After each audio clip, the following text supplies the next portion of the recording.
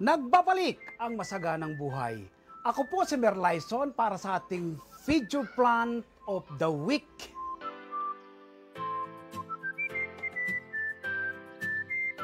Ngayon po ay ibabahagi ko sa inyo ang simple at madaling pagtatanim ng kamatis sa mga bote ng mineral water.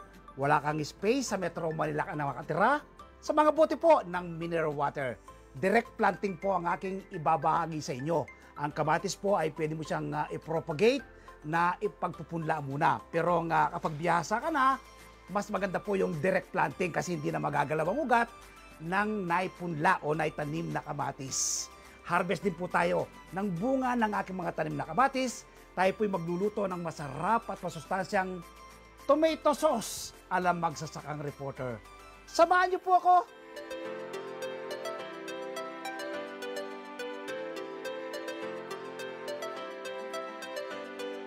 So ngayon magtatanim tayo ng kamatis. Ito yung ating pagtatamnan. Pinagamitan ko na po ito. Itong lupang ito, buwagag na lupa. At ang combination nito, 60% buwagag na lupa, 20% carbonized rice hull at another 20% ay vermicast. Yan, ay kukuha ko ng seeds ng kamatis. Ang kamatis ay pwede siyang ipunla muna. Pwede rin po siyang direct planting, lalo na kung kayo ay urban gardener, mas okay po direct planting. So ito po, maliliit lang yung kanyang seeds ng kamatis. Gamitin ko. Be sure kapag kayo po ay nagtatanim ng mga seeds ninyo, kapag kataas po ninyong ginamit, yung sobra sa inyong pinagtamnan ay i-shield nyo po ulit. Ayan, sa isang bote pong ganito, na empty bottle ay isang piraso lang, isang seeds lang ng kamatis. Ayan, ay natin to. Sa gitna niyo po siya ilalagay. Ayan. Pagkalagay sa lupa ay ibaon lang po ng bahagya, 1 inch. Ayan, tapos takpan niyo po siya. Ayan. Ito namang tira na seeds, galiin po ninyo, lagi po ninyong i-shield muli. Nang sa ganon ay mataas pa rin po yung germination rate. Pag hindi nyo po kasi sinil dyan, kapag po kayo nagtanim sa susunod na plantation ay posibilidad po na hindi tutubo. Iina po yung germination. Tapos lagay nyo po uli sa kanyang pack. After 10 days, so yan na po yung ating tanim na kamatis, didilig-diligin nyo pa rin po ng ganyan. Tapos ay pwede na po yung direktang paarawan. Gusto po ng kamatis ay direct sunlight. After 20 days, so yan na po yung ating tanim na kamatis. Itiling the soil po ninyo palagi. Nang sa ganoon ay manatiling buwagag yung kanyang lupa at malayang makagala yung kanyang mga ugat.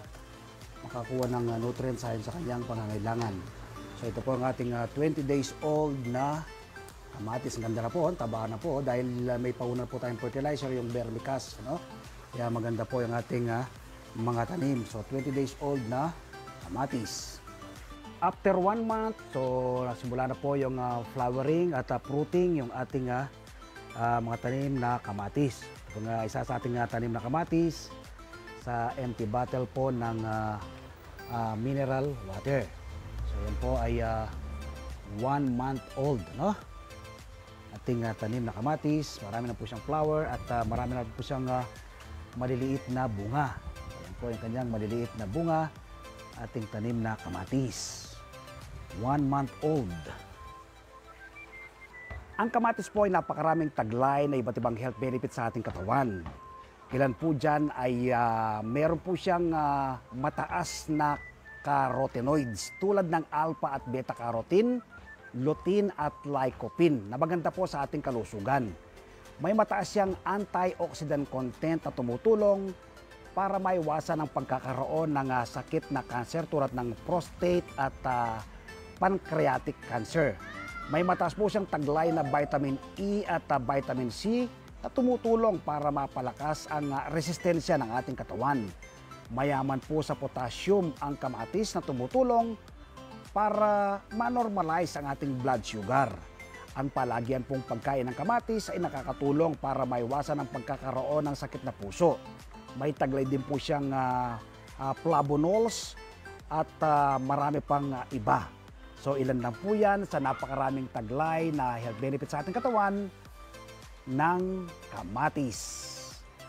So ito po ang ating mga tanim na kamatis sa mga bote ng mineral water. 75 days po sila at meron ka na pong pwedeng ma-harvest. May maniba lang na, meron pa pong maliliit at meron pa po siyang mga flower. Ang kamatis, napakadaling alagaan at patubuhin. Wala kang hanap space sa Metro Manila ka nakatira. Ito po, ganitong pamamaraan ay pwede nyo pong gayahin. Ayan po, pulpak po yung kanilang mga bunga. Yan, dito. Ikutan po natin. Ayan Yan.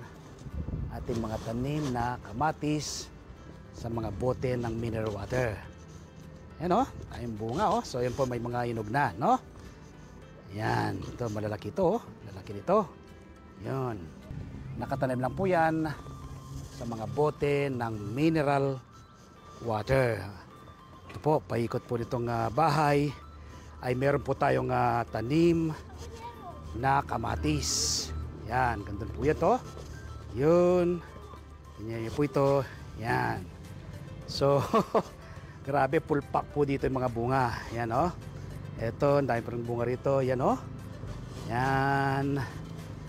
Sa gilid lang po ng kalsada, sementadong kalsada po yung ating ito pinagtanan natin na nakalagay po, nakatanim sa mga bote ng mineral water.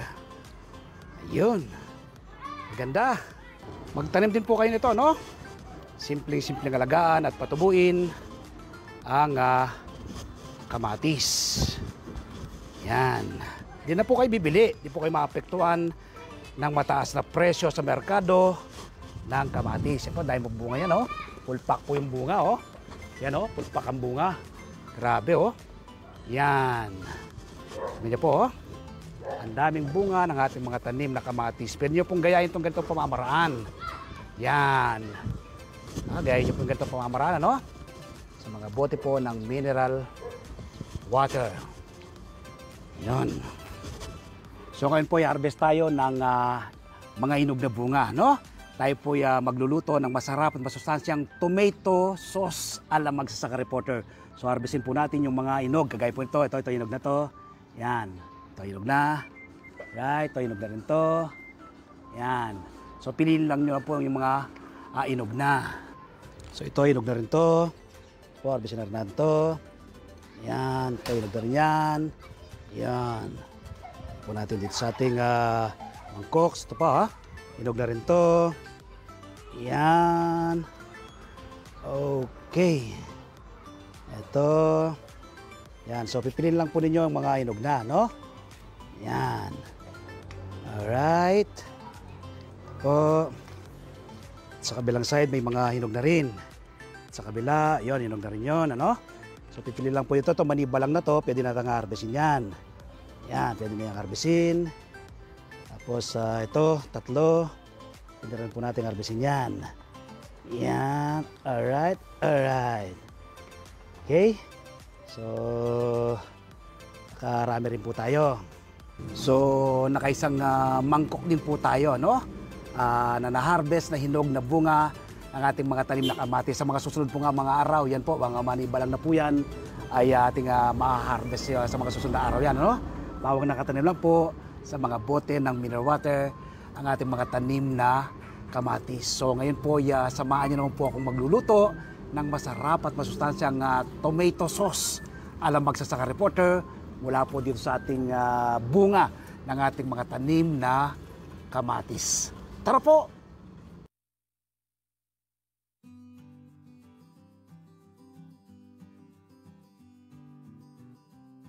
Ito po ang kumpletong sangkap ng ating lulutuing masarap at masustansyang tomato sauce ala Magsasaka Reporter. Siyempre po yung ating bida, kamatis, sibuyas, bawang, olive oil, asin, asukal, at butter. So yan po ang kompletong sangkap. Okay, pandarin natin ating kalang. Ayun. Yan. Ating kalang. So hintayin po natin painit ang tubig, no? Para ilagay ang ating bida, ating kamatis. Ilalaga po muna natin. So hintayin po natin kumulo yan. Okay, tingnan natin kumukulo ng tubig. So ayan, kumukulo na. Yan. So kapag kumukulo ng tubig, pwede na po natin ilagay ating kamatis. Yan. Ating kamatis. Pansin po ninyo, iniiwa-iwa ko po ng bahagya yung kamatis, ano? Para mas mabilis po siyang maluto. Yan. Tatakpan natin uli. Alright. Tingnan natin ulit kumulo yan. Okay, yung kumukulo na, no? Tingnan natin. Alright, yan, kulong-kulo na. Yan, naon po natin ngayon yan. At babalatan natin. Alright. Patayin na natin ang kalang. Ayan, ay salokan natin ang ating mga bagong lutong kamatis. Lalagay po natin dito sa tubig. Yan. Okay. Yun. Tatanggalin po kasi natin yung balat niyan eh. Yan. Ayun. Para hindi po tayo mapaso, dapat ay palamigin ng bahagya. Okay, para mabilis pong lumamig, lagyan po natin ng yelo. Yan. Yan, pampabilis pong lumamig yan. Alright. So, yan po, no? Binabad po natin sa tubig na may yelo para mabilis po siyang lumamig. Yan. At hindi po ma-overcook din yung ating kamatis. Ayun, malamig na. So, yan po ay tatanggalin na natin yan ng balat. So, ngayon ay babalatan na po natin. Yan. Yung kamatis naman po, kapag naluto na yan, mabilis na po siyang mabalatan. Yan. Ayun. Patayin po natin isa-isa lahat. Yan. Ganda po ng ating kamatis. Ito ang isa. Ayan.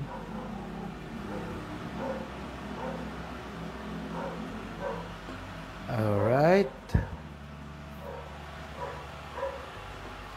So, ayan. Babalatan po natin lahat yan, ano? Dapat po, kapag kayo gumagawa ng tomato sauce, huwag niyo pong isama yung balat. Pagkatanggal po ng balat, ay iwain po siya ng maliliit. Yan. Alright. Yun. Yan. So, yun pa. Iwain pong maliliit ang ating bagong nilaga na kamatis. Ayan, lagyan na natin sa kasirola. Ayan. Ito pa, yung mga natitirang babalatan pa. Ayan. So, ganun lang po, no? Lahat ay babalatan. Tapos, iiwain siya. At tapos, lalagay sa kasirola. So, ngayon, sama na po natin yung iba pang mga sangkap. Sibuyas. Ayan. Sibuyas, ang ating asukal. Alright. Tapos, yung ating bawang. Alright. Asin. Okay. Sunod ay ang butter. Yun. Okay.